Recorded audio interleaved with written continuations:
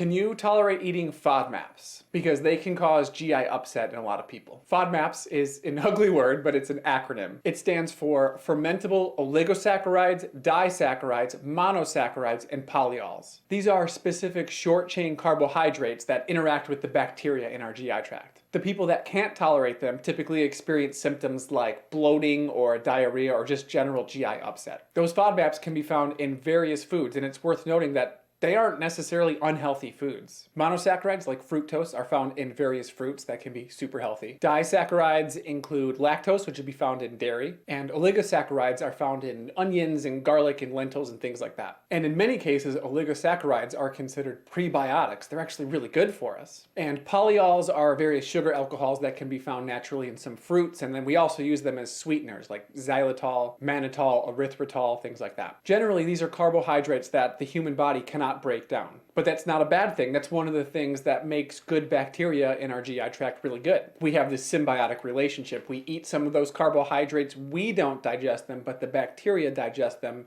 and they flourish and grow, and they help us in various ways. But some people run into trouble when there's some issue with that microbiome or something else happening in the GI tract. The two major categories of people that can't tolerate FODMAPs are those that are suffering from IBS, irritable bowel syndrome, or SIBO, small intestinal bacterial overgrowth. In both cases, there's likely some imbalance in the microbiome of the GI tract. So in the case of SIBO, when you have bacteria in that small intestine and you eat FODMAPs, those bacteria are thriving and growing, but they're producing gases and stuff in places that they really shouldn't be. While FODMAPs might be giving you some nasty symptoms that you don't enjoy, it doesn't mean that the FODMAPs themselves are problematic. It's that your body can't deal with them, and it should be able to deal with them. And the good news here is that while maybe you can't tolerate FODMAPs right now, with the right therapies and balancing that microbiome and just generally figuring out what's going on in the GI tract, you might be able to reintroduce those foods that you typically couldn't eat beforehand, and you'll be fine afterwards. And there's kind of a lot to unpack here because this is part of a much bigger discussion about GI health, but I wanted to at least introduce the concept of FODMAPs because I've heard that term a lot and not many people know what it is.